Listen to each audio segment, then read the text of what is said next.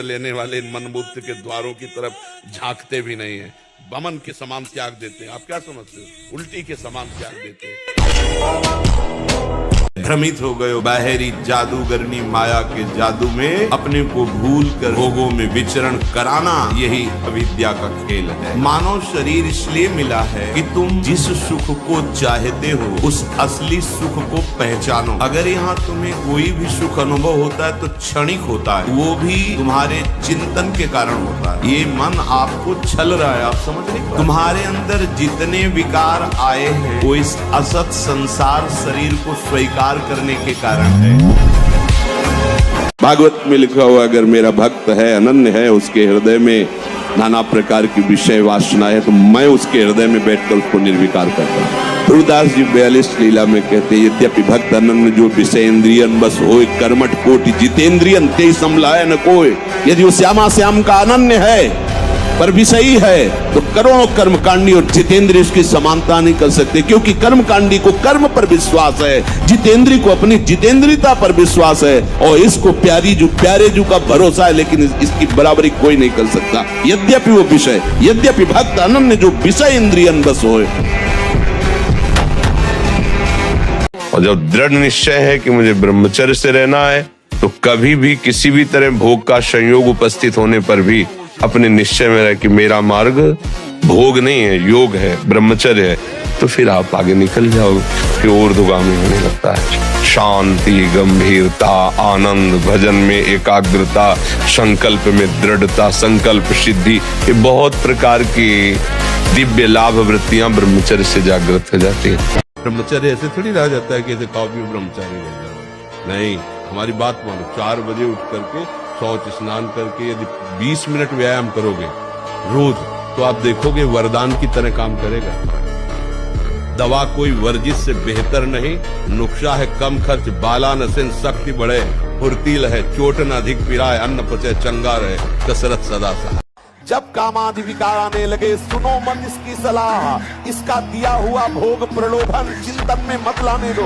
उसी समय आप गाढ़ चिंतन करो, नहीं बन रहा चीखो, चिल्लाओ राधा राधा राधा। बहादुर आदमी चोट लगने पर और खूंखार होता है।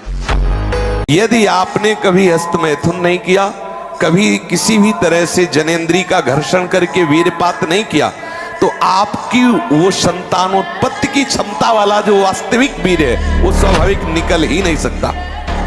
यदि आपने मार्ग दे दिया है, फिर उसके निकलने का मार्ग हो गया है। अरे अन्य शरीरों की अपेक्षा है मनुष्य शरीर सर्वश्रेष्ठ है, इसमें विवेक है। हम कैसे ऐसा पशुवत आचरण कर सकते? नहीं, अरे मन नहीं, तेरी सलाह नहीं। अब वो फूंक रहा है, आग पैदा कर रहा है, ज्ञानाग्नि पैदा कर रहा है। पर बहुत प्रवीण साधक नहीं, उससे प्रवीण मन है, वो सुख को सुख मानकर भोगने की लालसा प्रबल होने के कारण वो धुआं नहीं हटा पा रहा, वो उसी में और राग कर रहा है। आज से हम प्रण लेते हैं कि तू हमें कितनी बार गिराएगा। अविनाशी का बच्चा हूँ, अविनाशी ही हूँ, शरीर बदलते रहेंगे लेकिन हम तेरे को देख लेंगे। एक दिन तुम जीत जाओगे। इस समय तो चमकना चाहिए। 18, 20, 22, 23, ये नवीन अवस्था खिला हुआ कमल जैसे, ऐसे जीवन का खिला हुआ है। अब ऐसे लग रहा है कि वृद्ध हो। अब ऐसे तुम अपने आप को नष्ट करोगे तो कौन बचा पाएगा? अच्छा, ये हस्तमैथुन एक ऐसी क्रिया है जिसको किसी दवा से नहीं रोका जा सकता। आपको रोकना होगा, कोई दूसरा रोक नहीं सकता। वीरों की बात सुनो तो जय गिर चंद जय हनुमंता, चले सुगा पाताल तुरंता, जिम अमोघ रघुपति कर बाना, यही बात चले हनुमाना, बाल ब्रह्मचारी हनुमान।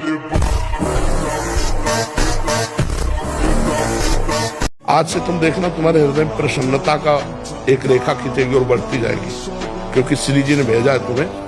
अब तुम अपने जीवन को नष्ट करने की ये जो धारा है, इससे आप उबर जाओगे।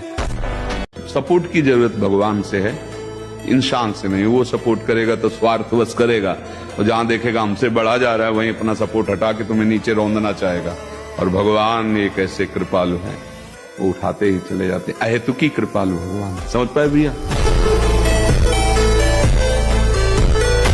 कभी कोई प्रेत आत्मा किसी भी भजन करने वाले का स्पर्श नहीं कर सकती, इतनी बड़ी ताकत। नाम जब चल रहा है, कभी कोई ब्रह्म राक्षस भूत प्रेत पिशाच अग्नि बैताल काल मारीमल कोई भी नहीं स्पर्श कर सकता। हृदय से कह रहा हूं, अगर नाम जप नहीं करोगे, भगवान का आश्रय नहीं लोगे, तो ऐसी हवा है माया की तुम्हें कोई नहीं बचा सकता। वो आपसे ऐसे आचरण ऐसी क्रियाएं करा देगी। अगर भगवान के आश्रित हो, चूक हो भी जाती है तो एक शब्द याद रखो, नामे भक्ता प्रणश्यति। भगवान कह रहे मेरे भक्त का नाश नहीं हो सकता। गोस्वामी जी कह रहे ये कलयुग है, कुटिल कलयुग का ऐसा प्रभाव है कि सबको अंधा कर दिया है। वह धंधा दशेंद्री जनेन्द्री का कौन बचा है?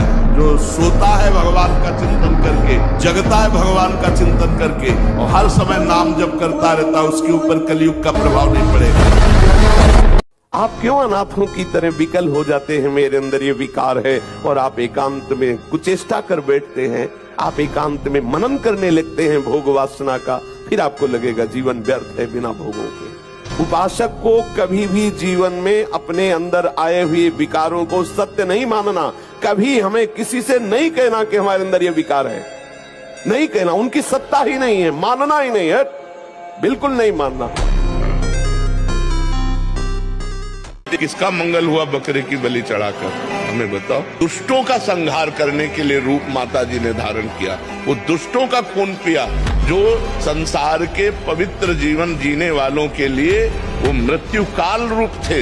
जैसे महिषासुर, शुंभ निशुंभ, रक्त बीज, माता जी ने इनका संहार किया। इन बकरी बकरों का थोड़ी संहार करने से माता जी प्रसन्न हो जाती है। ये तो मूर्खता है, कोरी मूर्खता है। अगर ब्रह्मचर्य से रहो और पवित्र अन्न पाओ और डट के व्यायाम करो तो तुम किसी को भी परास्त कर सकते हो।